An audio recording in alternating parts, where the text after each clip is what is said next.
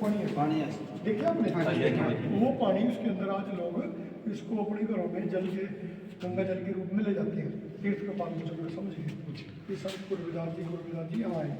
तो हमें अपने इतिहास का पन देखो सोच नहीं करते। पुरागढ़ में गुरु जी 4 साल 2 महीने 11 दिन रहे और गुजरात में रहे, डंडा पिंड में रहे जो उधर है आगा बॉर्डर के पास, उधर काकड़ा खो में रहे, उधर चित्तौड़ में मीरा जी के जहाँ चरणपति गवर्नर के गुरु जी के, ठीक है जी। उन चीज़ों का हमें क्या रहना चाहिए इतिहास 5-10 बातें अपने गुरुदास जी के बारे में कोई पूछना होगा भाई आप गुना ना कर रहे ये जगह तक कर रहे इसके क्या लॉजिक है, वो कहेंगे भी हमारे गुरुदास जी हुए इन्होंने भेदभाव को हिंसा को खत्म करें।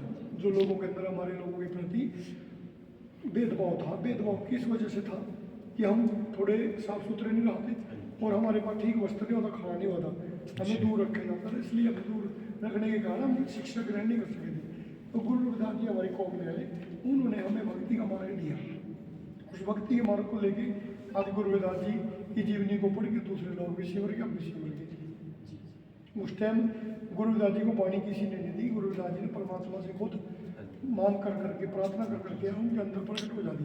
वो वाणी प्रकट हुई हमारे जो किसी ले संत महापुरुष ने सुनी, आगे उनको ग्रंथों में दर्ज देखो 40 से 100 श्लोक तो गुरु के सब में दर्ज है ना। उसके बाद के जो संत आए उन्हें खोज करी, जिन्होंने जहाँ जहाँ जो सुने, पहले जैसे हम कुछ न कुछ सुनाते, कई साल सुनाते वो हमारे याद रहा, इस तरह हमारे गुरु की वाणी भी हमारे लोगों के पास थी, उन्होंने वो दिन दे रहे आकर लिख दे रहे।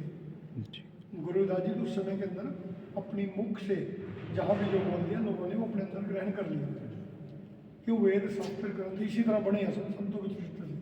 हमें अपने गुरु के बारे में गुरु जी ने कुंडी में गंगा क्या क्यों दिखाई, क्या लॉजिक था उसका। उस टाइम लोगों ने कहा भाई अपने कंगन की बात आई, आपने दमड़ी में कंगन दमड़ी दी थी, इसको दूसरा कंगन थी, नहीं तो उसका परिवार कौन काट देगा राजा। तो राजन को कहे राजन कहाँ है गंगा, काली गंगा तो जहाँ से कंगन मिले वही है।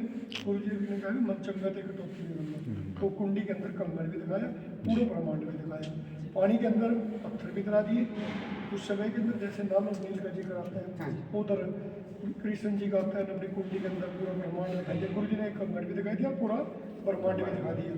तो तरीका बताने का क्या होना चाहिए कि दूसरे के हम संतों के वेदों से को भी अपना बढ़ाकर उनकी बात करें तो पक्की होगी। 5000 वर्ष पहली बात पक्की है, तो 600 साल वाली क्यों नहीं पक्की होगी? 650 साल गलत है। जब वो सच है तो ये भी सच है। तो अपने गुरुओं का इतिहास बड़े प्यारपूर्वक बताना चाहिए। ब्राह्मणों ने हमारा कुछ नहीं बिगाड़ा, क्यों नहीं बिगाड़ा? उन समय के अंदर जो गुरु रविदास जी के साथ वो ऐसा ना कहते भी तेरा गुरु कौन है, तय तो टीके लकड़ियों लगाता है, क्यों करता है? उन्हें सारा प्रमाण दिया कि मैं तो देखो हूँ, आते हो वेदों के अनुसार आते हो, तो मेरा जीवन मैं बॉडी के ऊपर पूरा सब कुछ बता दूँ। उन्होंने डॉक्टर की तरह 4 जगहों के जगह दिखाई दी, पानी के अंदर पत्थर की तरह दिए, और सोने का, चांदी का, तांबे का शोध को भी दिखाया। तो ये आर्किटेक्ट लोग हैं, पुल बनाए थे पानी को। उस टाइम गुरु रविदास ने पानी के अंदर पत्थर बना दिया, तो वो भी कला है ना एक, और आर्किटेक्ट भी कला है। पानी के अंदर समुद्र भी चल, समुद्र के अंदर और भी चल रही है, किश्तियाँ भी चल रही, सब कुछ चल रहा है, तो टेक्निकल है। तो जब उन्होंने इतनी बड़ी बड़ी किश्ती है, मतलब कि कुदरत कोई लेक है, कोई टेक्निकल लगाओ या भक्ति लगाओ, है गलत नहीं। तो गुरु जी उस समय के अंदर बहुत बड़े कहने करा, जितना बड़ा कहते इंजीनियर भी कह लो और भक्ति के दाता भी कह लो, और आध्यात्मिक में जो जो जवाब दिए उन्होंने लोगों को बड़े प्यारपूर्वक, गाली गलौज से नहीं, गुरु जी के साथ शोषण भी हो गया, तब भी उन्होंने किसी को मारा नहीं कहा। उन्होंने कहा महाराज जी जो एक ठीक करे, मेरा इस टाइम कोई नहीं है, न मैंने किसी से सीखा, न मेरा कुछ है, आप मेरे हो। राजा को ना जोड़े, आप उस टाइम मेरी बात आप सुन सकते हो बड़े निम्रतापूर्वक। राजा सुनता तो उसके अंदर जब वो अपने खेल दिखावा दे तो राजा भी झुक जाते थे, उस टाइम के विद्वान भी झुक जाते थे। तो राजे महाराजा को जिक्र हो ना, 52 राजा रानी राजा में किसी ने राजा के दरबार के अंदर गुरु जी को सारी चीज़ों का महत्व मिला। और आज कोई भी आने वाली सरकार या सरकार जो हमारी जयंती मनाई गुरु रविदास जी की, हमें उसकी भी कदर करनी चाहिए। ये भी हमारे गुरु जी की जयंती की शोभा यात्रा के रूप में, कीर्तन के रूप में हम वहाँ भी जाएं और उसका मान सम्मान करें। भी आपने हमारे गुरु जी का नाम तो लिया, आपने सरकार के तौर पे जयंती तो मनाई, हमें उसका धन्यवाद करना चाहिए।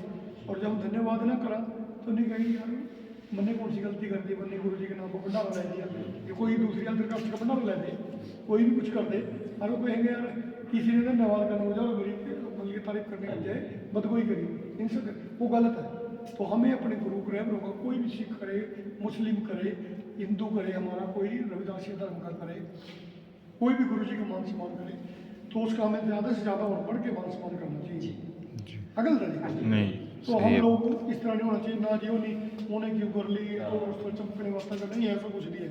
गुरु सबके हैं, संत सबके हैं। अगल जी सही बात ये डेरा देखो, इसमें हर मेरा हर जाति का आदमी आवा जी।